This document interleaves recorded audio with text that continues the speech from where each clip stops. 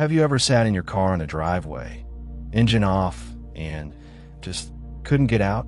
Because the moment you walk through that door, you have to be the provider, the protector, the rock. And inside, you're crumbling. I have. I chased money, power, and face so hard that I forgot I had a family waiting for me. And when I lost everything, I also almost lost them.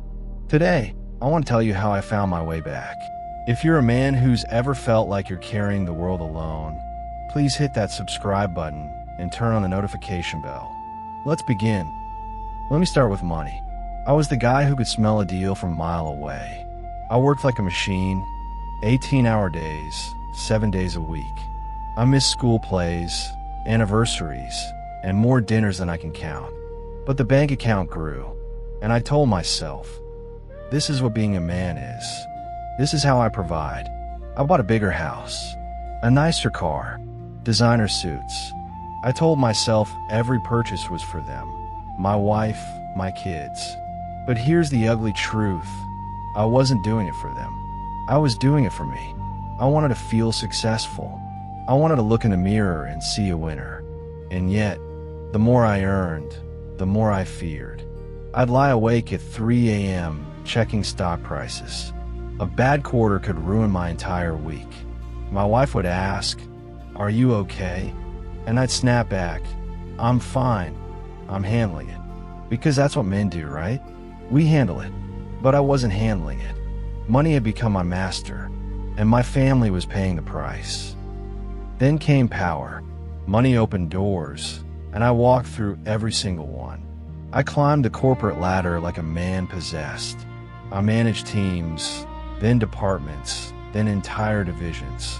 And somewhere along the way, I stopped leading. I started ruling. I demanded loyalty. I punished mistakes publicly. I made sure everyone knew who was in charge. I told myself, respect is earned through strength. But I had confused strength with cruelty. At home, things were different. At home, I couldn't control my children. They wouldn't sit still. They wouldn't listen. My wife had her own opinions, so I withdrew. I buried myself in work because at work, I was king.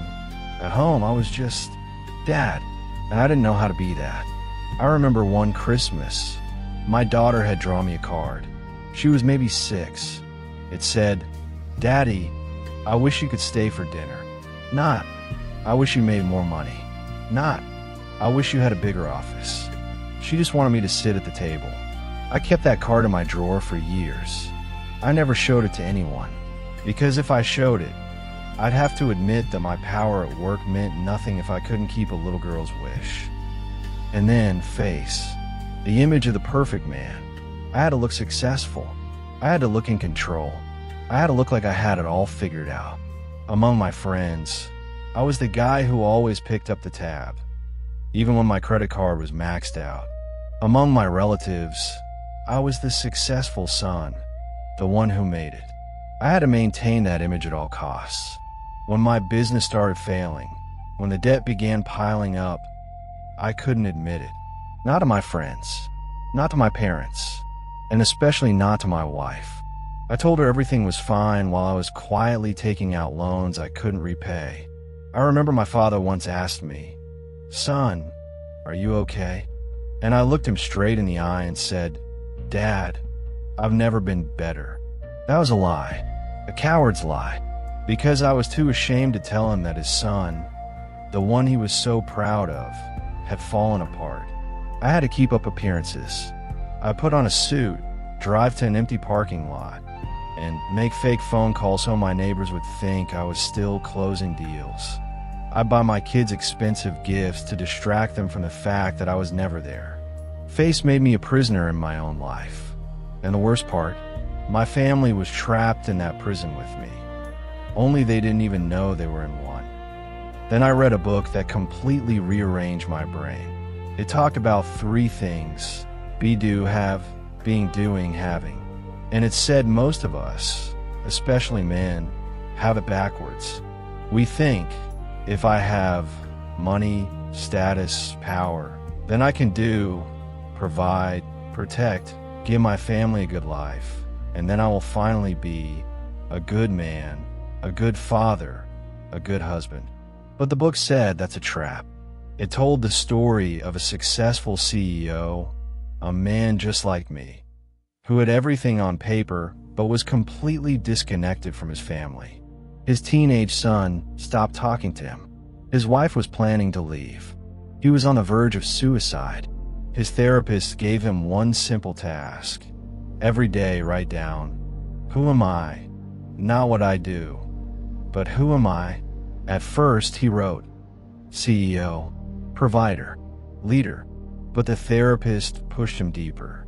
Eventually, he wrote, I'm a man who loves fishing. I'm a son who regrets not calling his mother enough. I'm a father who doesn't know his son's favorite color. That exercise broke him and rebuilt him.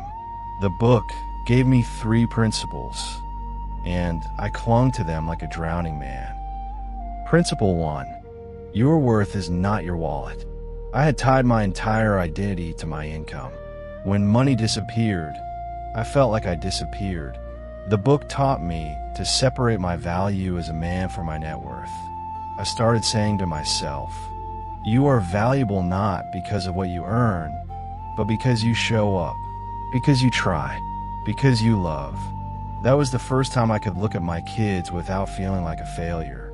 Principle 2, real strength is vulnerability, not armor. For years, I thought a man's job was to shield his family from pain, to never show fear, to never say, I don't know. But the book argued that the strongest thing a man can do is say, I'm scared. I need help. I don't have all the answers. One night, I sat my wife down and told her the truth, the whole truth about our finances, my failures, my shame. I expected her to walk out. Instead, she reached for my hand and said, finally, I've been waiting years for you to let me in. Principle 3, face is the mask. Dignity is the man underneath. Face is what you wear for strangers. Dignity is what you carry for yourself and for the ones who truly know you.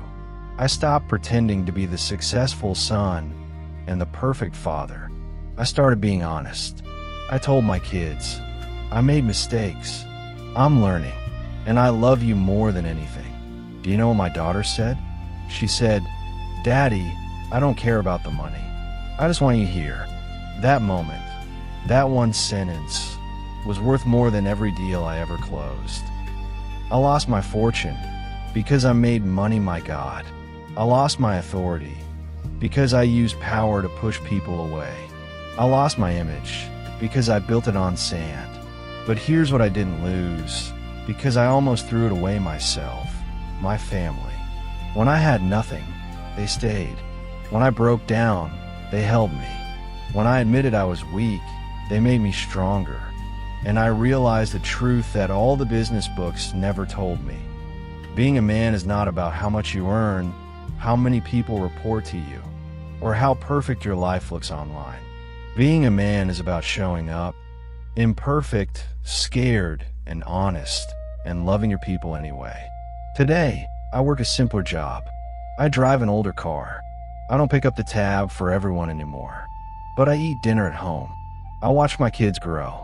I hold my wife's hand and I actually talk to her, not just about bills and schedules, but about dreams and fears. And I'll tell you something, I sleep better now than I ever did in my penthouse. If you're a man out there, carrying the weight, hiding the cracks, wearing a mask every single day, I want you to hear this. You don't have to be perfect to be worthy. You just have to be present. Your family doesn't need your money as much as they need you. If this story hit home, please subscribe to my channel. Let's stop pretending and start living together. I'll see you next week.